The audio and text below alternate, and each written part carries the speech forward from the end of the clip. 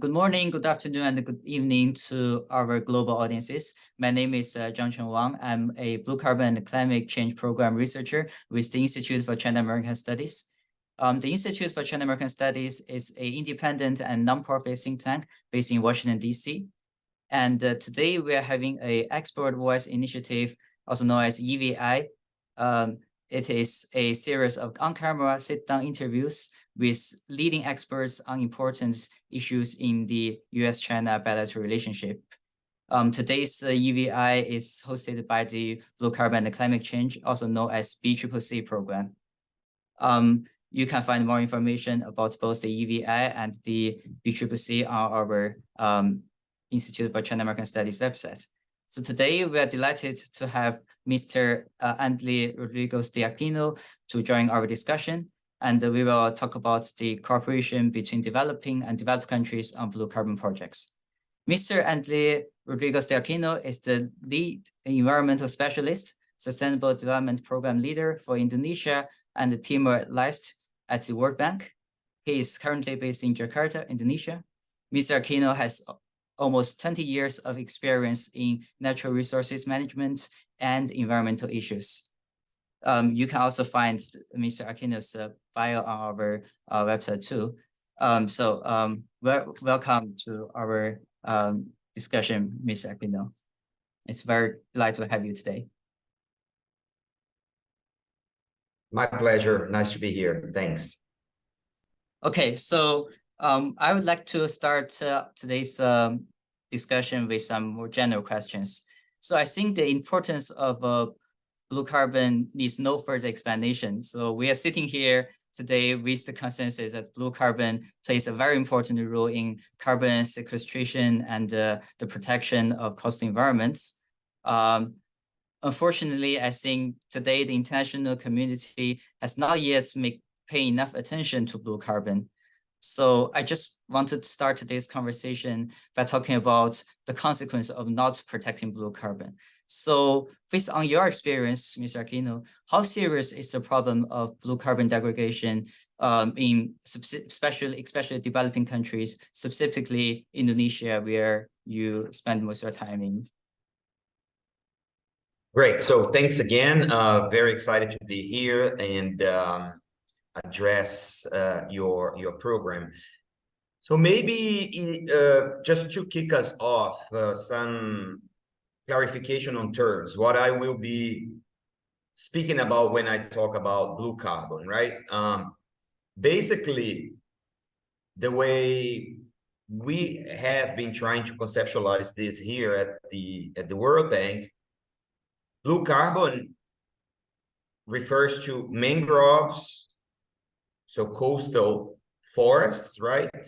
The tropical coastal forests, and seagrass, which are marine ecosystems, much less known than mangroves, but holding significant amounts of carbon. So as you said, I think the importance of these ecosystems do not need to be re-emphasized, but I think it's important to say that blue carbon is carbon. There is not something different than carbon in forests, for instance, right? But in this case, we're talking specifically about coastal ecosystems. And the reason why I preface that is because I think the answer to your first question is general. I think carbon in biomass, in living biomass, right? Whether forests or in the oceans, is critical, and we are losing a lot of it, which is going into the atmosphere. So blue carbon, just like forests in general, tropical temperate forests are critical to maintain our climatic balance. Mangroves are being lost around the world, mostly because of conversion to other land uses. It has been the same here in Indonesia. It was the same in Brazil, for instance, and mainly for shrimp cultivation. So aquaculture of shrimp. So as you can see here, there's an element of global demand. right? So as it is the case with a lot of environmental degradation or habitat conversion issues, here we have a market problem. So you have a price for shrimp, you have returns for shrimp farming, and you do not have that for standing mangroves, or you have less, right? Particularly market value, you have less. And then the result of this is conversion for other land uses. And another cause of loss of mangroves, and I'll speak a lot about mangroves, less about seagrass. Most of carbon is really in mangroves. The other cause of loss of mangroves is urbanization, conversion into infrastructure, and so on. So these are like some of the important causes of mangroves loss. Thanks. Yeah, it's obvious that there has been conflict between our modern development and the protection of blue carbon or all kinds of ecosystems. So now I'd like to have a follow-up question, which is, so based on your experience, after all these losses, after all these conflicts, what are some of the consequences? So what will happen after we losing all these blue carbon ecosystems? What are the impact to our daily life? Like we have to convince people, because we are not interacting with blue carbon every day. How do we convince them like this is an important issue? I think looking at some pictures of the coast of northern Java, so Java here in Indonesia, it gives us ample reason to act and act quickly.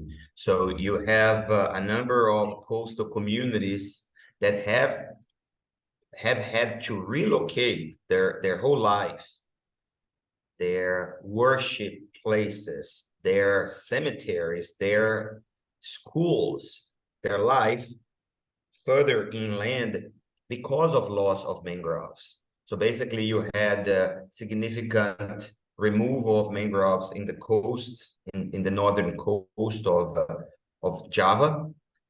Now, compounded with the effects of climate change, including sea level rise, you really have this dramatic situation where people cannot live in their homes anymore. So I think, coastal degradation, infrastructure loss, livelihoods loss is a very strong, dramatic effect of mangroves loss.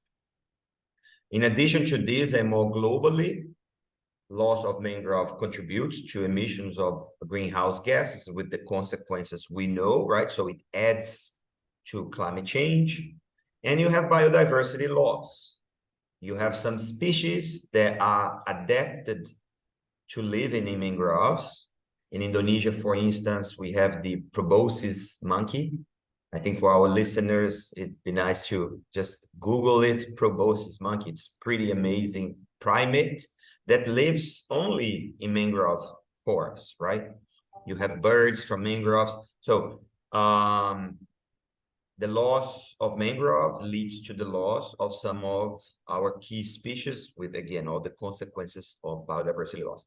One more thing, very important for fishing nations like Indonesia, loss of mangrove causes loss or reduction in productivity of fisheries, commercial fisheries. Many of the commercial fish that companies fish, at some stage of their life or their life cycle, they spend time in the mangroves. Either they spawn, they grow, they are protected in mangroves. So we used to say that mangroves are fish nurseries. They nurse fish. So another consequence is a decline in fish. Yeah. Excuse me. Thank you for your detailed observation and explanation. That indeed sounds like a tough situation. So then we need to move to our next important topic, which is protection. Obviously, something needs to be done to protect those beautiful habitats and essential and critical habitats for the Earth and for us. So can you provide us with some examples of blue carbon protection projects, especially in developing countries? And also, like we noticed that you're also working on a program called Mangroves for Coastal Resilience Project in Indonesia. Can you also give us more detail about the programs? What's your assessment on these type of projects? Do you think they are successful at the moment? Oh, right. Yeah, thanks for giving me the chance to talk about our mangrove work. Mangrove coastal resilience is a very large project. It's very ambitious. So Indonesia has the largest mangrove coverage in the world. It's the country that has most mangroves, size, and also richness, species. So it's really ground zero for mangroves. And the World Bank, we have partnered with the government of Indonesia to provide funding, large-scale funding for mangroves conservation and restoration. So for our listeners, restoration here, we are talking about basically bringing back mangroves where they have been taken out, or improving the quality of existing mangroves. So let's say you have a mangrove area that has been degraded, the trees have been cut, the hydrological flows have been deteriorated. So restoration means bringing that back as much as possible.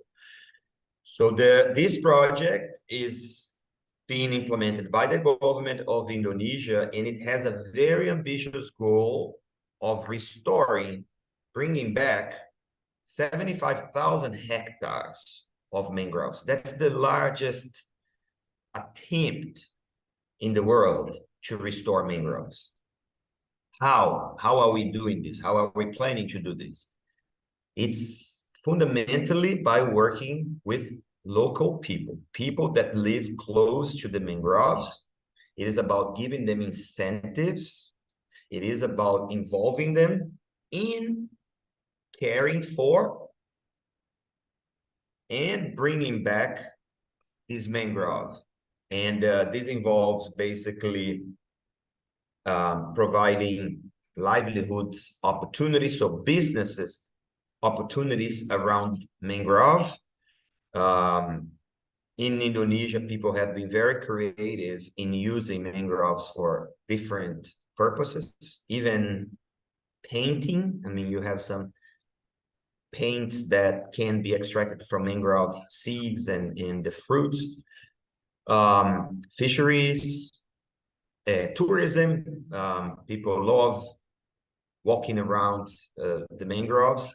So this project seeks to involve people, communities, local governments in protecting and restoring mangroves at very large scale. I think the point about scale here is very important.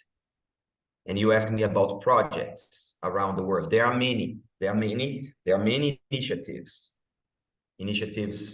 with one community, with one city or one village. And we have very successful initiatives in places in Africa, particularly. I mean, there are some initiatives in Senegal that have been quite successful. But the challenge of doing this at scale, not one community, but 500, is big. And that's what we are working with the Ministry of Environment and Forestry of the Republic of Indonesia to try to solve. So that's a little bit, I mean, there's much more here. There's blue carbon, but in a nutshell, that's what we are trying to do. Yeah. Thank you for your very detailed and clear explanation of what's going on. Obviously, definitely we need to get more people involved. We need to give them incentives and provide them with funds. So after that, I still like to learn a little bit more, because lastly you mentioned challenges. One of them is to how to bring people together, all of them got the communities. So I suppose there is also other challenges. So are there other challenges you are facing in these projects, or this project facing? And what are your biggest concern at the moment? Yeah. By all means, I mean, there are many challenges. I spoke about the scale challenge, involvement of community, but there are technical concerns. Restoration of mangrove has not been very successful around the world. I talked about good examples, but there is a lot of attempts that have not met the objectives. It's difficult. It's difficult because I mean, a little bit now on the technicalities, right?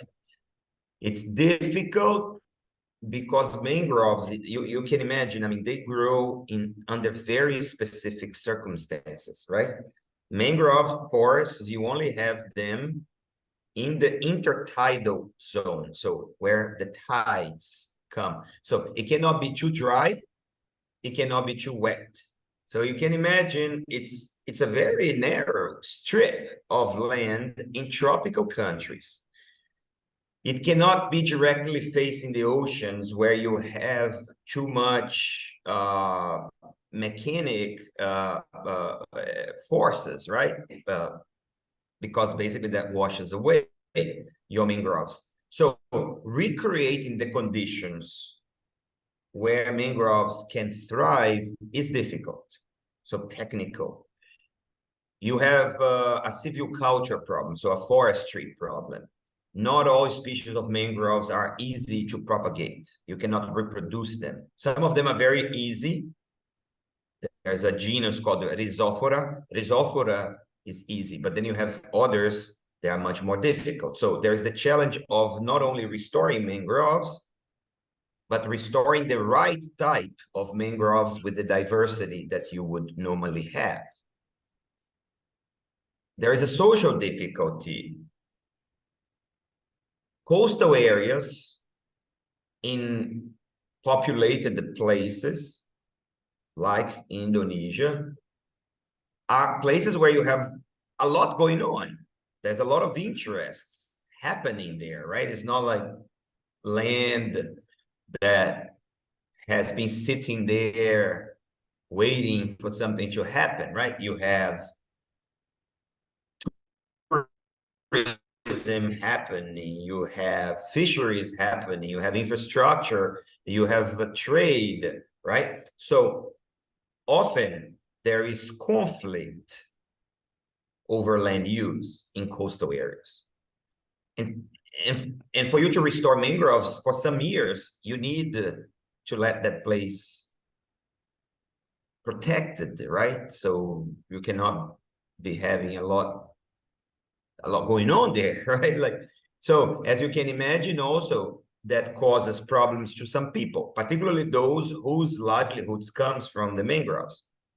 So there needs to be some sort of way of compensating or restoring the livelihoods of these people while the mangroves are being restored. And one last thing, and this is maybe a very Indonesian issue, but I don't think so. I think you have this in other places too. There is the issue of unclear land tenure, right? So sometimes it's not very clear who is the owner of that land, that piece of land. Then it's hard for you to engage the right people because it might not be clear who is the lawful, legal, right, landholder. So you see, there are many layers. It's not about only planting trees. There is a whole lot behind it. Thanks. Yeah, indeed, that that sounds not easy. Yeah, we do facing a lot of problem. We have the technical difficulties, we have the social problems, and also money related issues. But then let's spend the next 20 or 30 minutes or so to discuss what we can do to deal with these problems. Why don't we start with talking about addressing the technical issues? So we know that there are developed countries or countries with more advanced technologies that can do better in terms of protection of blue carbon. Do you think that these countries can work together with countries like Indonesia or other countries that needs these technical supports? How can we create like maybe a win-win situation for blue carbon protection among those countries? What's your opinion on this? Yeah. By all means, I think here we need all hands on deck. So collaboration is the word of the day. So I think here we have funding, technology and knowledge, right? And markets. And let's talk a bit about each. Funding. Funding is key. I mean, doing everything, all that I said here will take a lot of money. Now, the government of Indonesia is borrowing money from the World Bank to do this, right? That's not very common. Not many countries are ready and willing to do that. So, I mean, kudos to Indonesia. But even the funding we are mobilizing right now will not be enough. So there needs to be more. So first is this issue about mobilizing funding. How? Well, long discussion. So mangroves is a climate solution. So let's use climate funding. So then this takes us to the discussions about, well, let's make sure that the pledges for climate funding are made true, right? Increasing the overall funding available for climate. Now, of course, I mean, the needs are so big. Mangroves is one among a sea of needs, right? But at least if you have more funding in the system, some of it will come to mangroves. Then there is the issue of blue carbon. Blue carbon itself, I mean, normally when we talk about blue carbon, we are talking about carbon payments, right? Carbon markets and things like that. And we can discuss this a lot. That's my background, carbon markets. And yes, they will play a role. But I think we need to be careful not to put all of our hopes in blue carbon payments because of many difficulties with carbon in general, right? There's a lot of expectation, I would even say maybe hype about carbon payments, but when we go look really at the concrete experience, it's not so many. I mean, again, if you ask how many blue carbon projects you have around the world, it's not a huge amount, right? But so funding is one area. Then technology. Here, I think we could do very interesting things, no? Like mobilizing the best technology to determine where to restore. And this is something where our knowledge has increased a lot, right? I mean, using remote sensing to know like real time where we are losing mangroves, or where the most suitable conditions for mangrove restoration are, doing this in a dynamic fashion, because the coastal areas are very dynamic, right? I mean, you have sedimentation happening. And so technology about planting, I mean, can we then join hands to develop new techniques to restore mangroves quicker at a larger scale? Can we develop new technologies for propagating all these different species of mangroves, right? So I think here, having like a joint program of research could be very, very useful. I think, I mean, that's something you guys could help foster, I think. Then markets. I mentioned at the beginning that to a large extent, mangroves have been deforested because of demand of shrimp. A lot of this shrimp being exported. Exported where? I do not know. But having policies in the buying countries, right, that favor sustainability can go a long way also in sending the signals that continued deforestation for commodity production is not good business.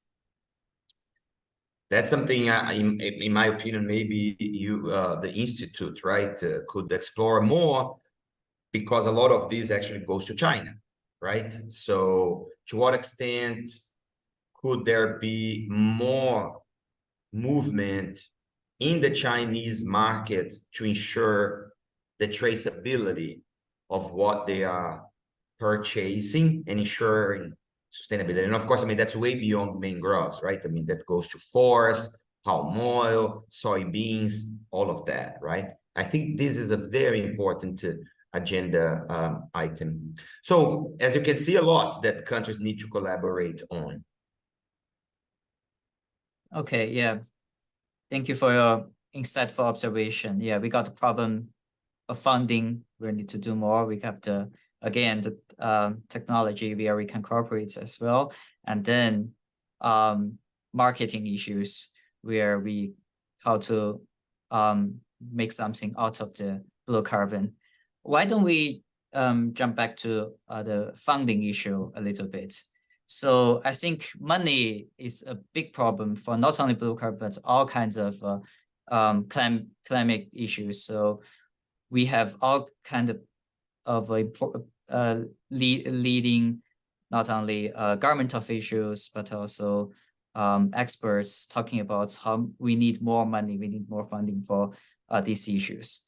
Luckily, during last year's COP27, we had this great historical loss and damage fund, where it's designed to assist developing countries that face crises brought by climate change.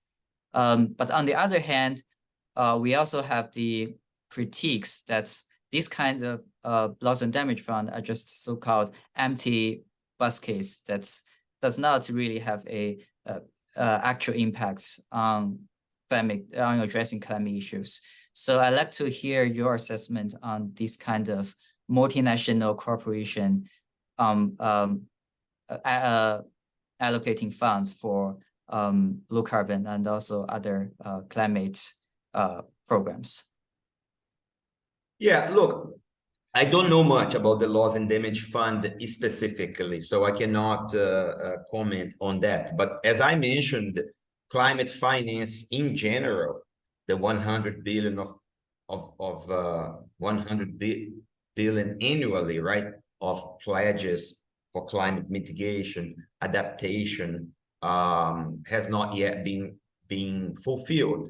So that is an important potential source of funding for blue carbon. So yeah, I mean, this is under the UNFCCC as well as the Loss and Damage Fund. There are many windows, right, of how climate financing is distributed.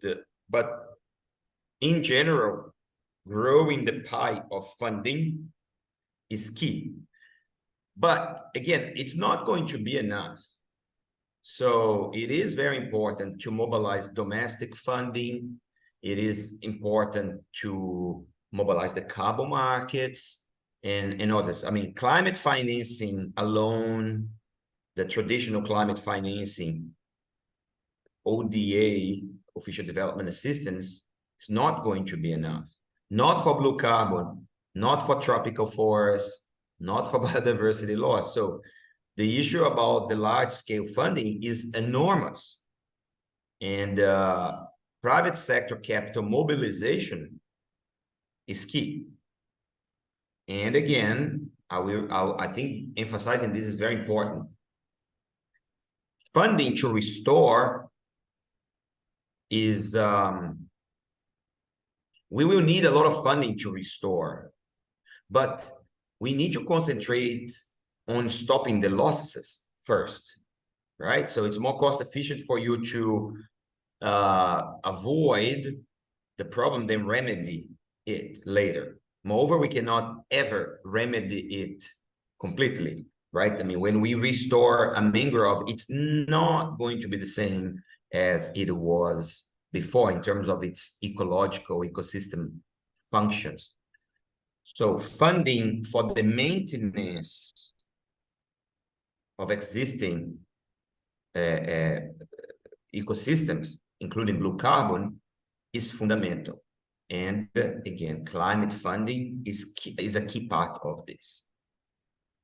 Indeed, that's a very insightful assessment. So basically 2 parts. Firstly, we always need more funding or more money to be spent on this. And secondly, we need to do more protecting than restoration after everything already damaged. So to follow up that, I actually have 2 questions. So let's start with the first one. So since you talk about we always need more money, so maybe we should be looking at different channels of funding. So since you're from the World Bank, do you think that the financial institutes like the World Bank are actually a better solution to developing countries in terms of financial support? And also you mentioned earlier there has been monies invested in Indonesia in terms of the blue carbon protection. So so can you also give us some maybe successful examples of the World Bank in developing countries in terms of financial support? Yeah. Okay, so the World Bank, the issue of climate change is a critical issue for the World Bank. The World Bank has been ramping up its activities to address climate, I mean, making more funding available for this. We have corporate commitments of how much funding we need to allocate for climate actions, and that is increasing, right? So at present, we are the largest funding source for climate actions around the world. And we do this by mobilizing several sources of funding. So there's funding from the World Bank itself, IBRD, so IBRD concessional loans. We mobilize IDA, IDA is International Development Agency, grants or concessional loans. We manage grants from other donors through trust funds. And we are also very active in carbon markets. So we try to establish large-scale funds that pay for carbon credits, not really carbon credits, but like emission reductions, more general. So the World Bank has been trying to tap into very different sources of funding to mobilize additional financing for this topic. Now, I mean, more broadly, right, what other financial institutions can do. One thing I believe is very interesting and has a lot of potential is domestic institution, is mobilizing funding from domestic banks, pension funds. Indonesia has a very sophisticated, large financial market, right? So mobilizing part of that financing for this goal is very important. And we have been working with the government to look into that. Now, I think a key overall question to this is how can we monetize the ecosystem services that mangroves provide? And carbon is the one that is most advanced, right? So blue carbon. is the one that is most advanced. But it's not only blue carbon, right? I mean, there's also biodiversity, there's fisheries. I mean, there are some interesting discussions about how the fishing industry could provide some funding for mangrove restoration. I mean, these are still theoretical, but these are possibilities. So I think the funding from the World Bank is not only like to finance direct activities, but it needs to be used in a strategic way to mobilize more funding, right? Okay, thank you. Just to follow up this question, you mentioned there's not only the financial institutions, also domestic or, for example, fishery, more subnational, like not necessarily on the national level, institutions that can also support this kind of protection or development. So do you think that the actions from subnational levels can also contribute more to this protection, or do you expect like them to facilitate multinational cooperation? Because, for example, there are higher education institutions, there are private companies from China, from, for example, Australia, also studying blue carbon, and they have the incentive to actually do more. And some of the private companies also have the incentive because they need something like, for example, carbon credits. So do you think that these kind of subnational activities is also helpful in terms of a multinational corporation? Okay. So if I understand your question correctly, you on one side we're talking about like subnational governments, like provincial, state level, city, right, action, and then on the other side we're talking about private sector engagement, right? Yeah. I think both are critical. Subnational government is key.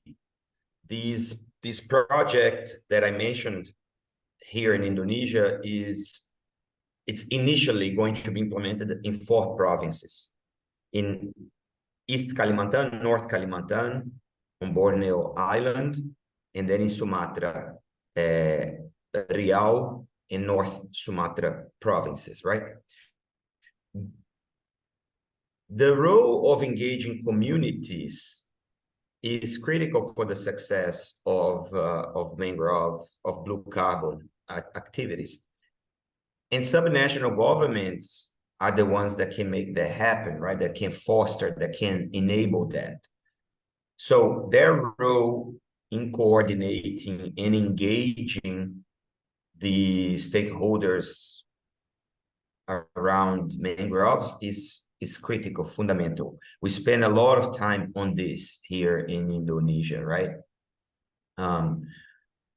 One of the things that the government of Indonesia is doing is the establishment of provincial level mangrove coordination bodies that brings all the different stakeholders that have a stake in mangroves: the fishing industry, mining, offshore mining, agriculture, aquaculture, communities, right, to discuss these issues. So critical, their engagement.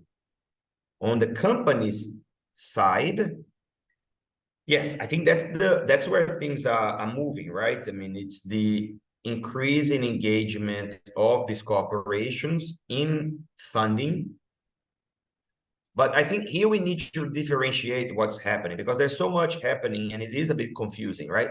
Corporate social responsibility is one thing, carbon credits is something else, investment is yet something else. And I think there is a space more or less for everything here, but they're very different, right? So one is, let's say, investments.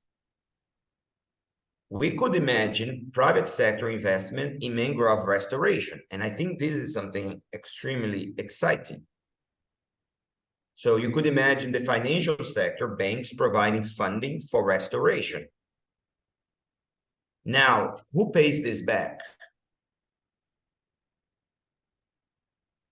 Well, you could imagine that the communities or private sector that is restoring could pay back if the restoration generates money in the future, right? And then this becomes a little bit of a technical problem. We are looking into this as well. How can you restore mangroves but still do shrimp, for instance? We call these silvofisheries, right? Silvoforestry fisheries. If you have a restoration that is productive, then you can unlock commercial financing streams, right? And then the role of the financial sector is key. So very important. That's one.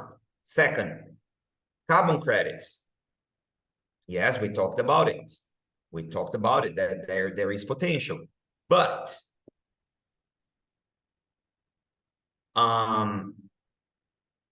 the regulations for carbon credits in countries like Indonesia are not clear yet. That's a whole new conversation.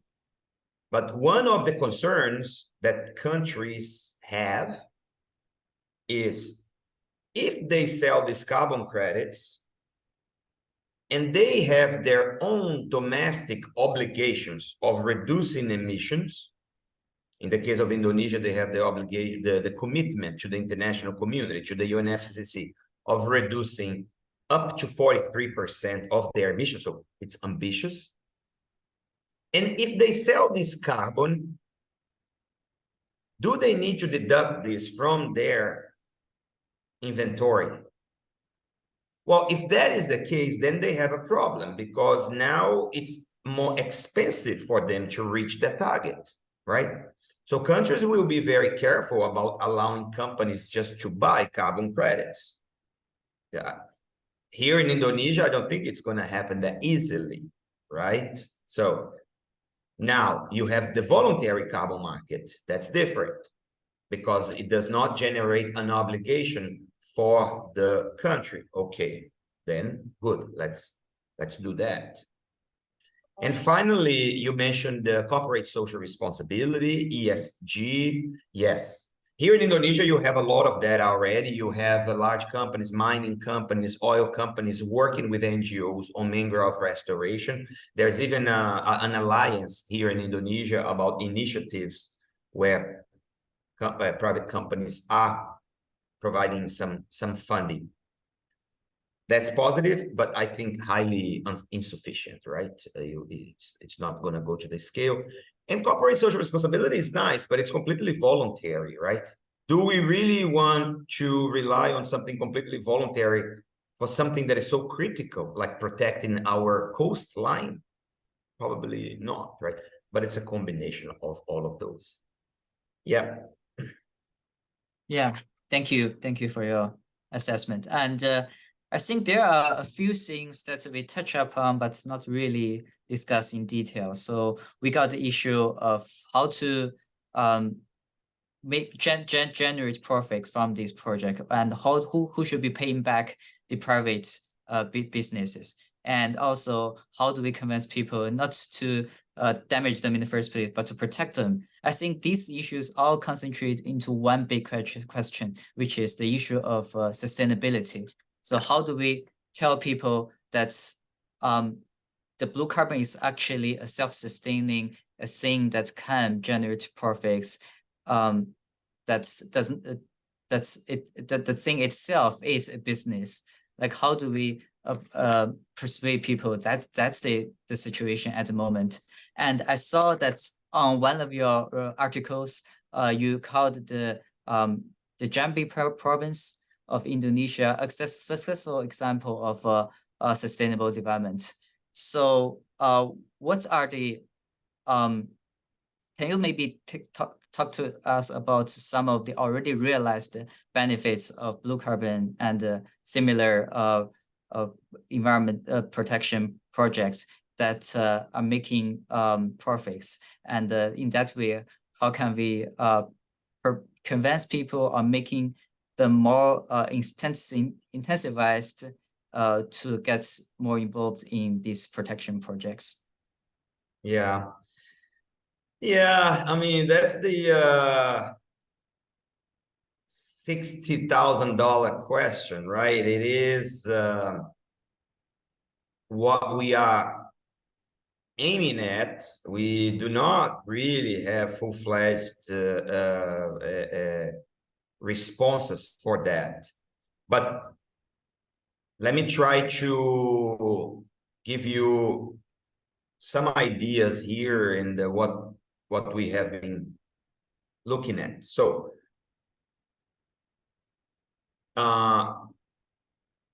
okay, first thing is we need to know the resource very well.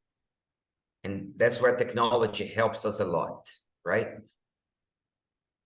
Why do we need mangroves? Why are they important? Your first question there. I gave you a generic question. Sorry, a generic response. Now, let's say that you ask me, okay, good, but can you quantify how much mangroves are reducing coastal erosion? Then I'm going to say, well, yes, there is this one study here. We need to have this data very well. So first thing is, let's get good data and do economic analysis. One of the papers we did is the economic value of mangrove. So we looked at the different benefits at the local level, at the national level, and then at the global level. And we try to quantify that. And when you do this, you very quickly realize that the value of mangroves or blue carbon standing there is much higher than the value of converting it to shrimp pond. Well, but then why are we converting it to shrimp pond? Easy. Because this value that I mentioned is not marketed. It's not monetized. You do not really have a carbon, like a full carbon market. You don't have a market for biodiversity. You don't have a market for coastal protection. So all of these ecosystem services, they are public goods. And then in general, we are not paying for it. And we know from literature what happens in these cases, right? The tragedy of the commons, the overuse, and all of that. So here lies a basic thing. How do we monetize these values that these ecosystems have? Okay, that's theoretical. Now we go into practice. One is carbon markets. And again, you need to know how much carbon you have there. So all this research here, the blue carbon research is increasing a lot. We know much more. We know how carbon deteriorates when you degrade mangroves and so on. So realizing carbon markets is one. Second is increasing the value of the use of the mangroves. Can we promote mangroves industries like tourism, like fisheries, adding value to fisheries, like these mangrove products? Third, payment for ecosystem services. Can we provide some continued funding to these communities that live close and spend their time protecting the mangroves? Can we provide some funding to them for doing that? This can be very effective. Where does that money come from? That's the question. Now, honestly, this would not cost a lot of money. And we, like, again, and if we compare to the benefits of maintaining mangroves, it would be much higher, but we don't have that. And then I think last, it is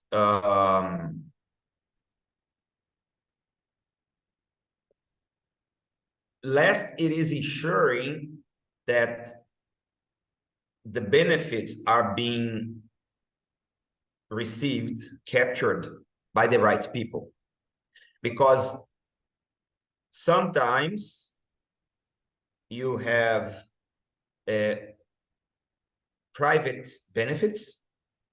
Let's say shrimp ponds, you have one person, one family making that money, but the cost of the degradation is shared with everybody in that community, right? So how do we rebalance that? And then again, I mean, when you make payment schemes, you need to ensure that those facing the cost of protection are benefiting.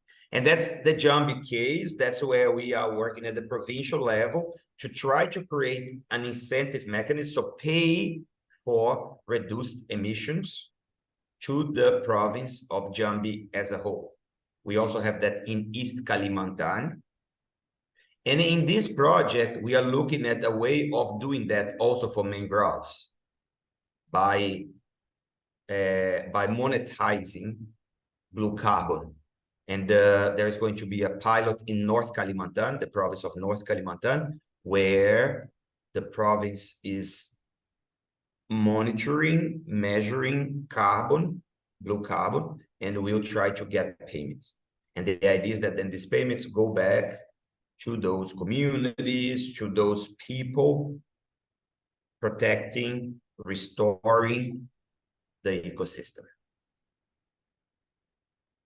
Yeah, that's really great observation and explanation. I think very informative. I really learned a lot. I think it's almost an hour, and today's conversation almost coming to an end. So before we end today's great discussion, I just want to ask one final question, which is about the future, and also give people more hope of what we should be doing in the future. So I just want that if you can share, based on your past experience, some successful experiences that's you already had on mangrove or blue carbon or climate in general, this kind of protection projects. And do you think these experience are universally adoptable? Like, are they also adoptable in the rest of the world? And also, I'd like to just ask you in general, what's your assessment of the future of mangroves and the blue carbon ecosystems in general? Yeah, I think there's hope. I mean, young people, young generations are realizing the importance of taking care of our common earth, right? And with this realization, I hope there will be more willingness to engage, to provide funding, to do more research. And this will create momentum to support those people, those communities, those local governments that hold these resources, like blue carbon. So that's the hope. It's that institutions like yours, they are trying to create more awareness about these issues. They will manage to inform the minds of decision makers, companies, consumers, and slowly this reflects into new choices and behaviors that allow us to protect blue carbon, tropical forests, endangered species. I think that's the biggest hope. I mean, it's the realization that business as usual for the future generations is not an option. There is another part here that is very hopeful, in my opinion. If you get the incentives right, things change. There's nothing written in stone about degradation of mangroves or forests. They are being driven by very rational choices, and they are economic. And we know how economics works. So It's a matter of using the economic instruments we already have to revert this. But this means then that we need to change our assumption that ecosystem services are free, that they are given, and shift financial resources to that. But we need to shift them at a much larger scale than we have done so far, right? And again, the hope is that the new generation, young people that realize this, will be willing to make these changes, these shifts. So we count on you guys. Yeah, totally agree. Yeah, on behalf of the young generation, maybe we are definitely more aware of the challenges we are facing, and also in terms of economic incentives or rationales. I think it is definitely people are paying more attention to how to incentivize the population from these aspects to get people more engaged. Yeah, it's been a great conversation today. Thank you very much again for joining us, for sharing all this valuable information and assessments. I really learned a lot. Yeah, thank you very much again for joining us, and really looking forward to talk to you again in maybe another ICAS event in the future. Thank you. Thank you, Zhangchen. Very nice talking to you, and great initiative. Thanks so much. Yeah. Bye-bye. Thank you.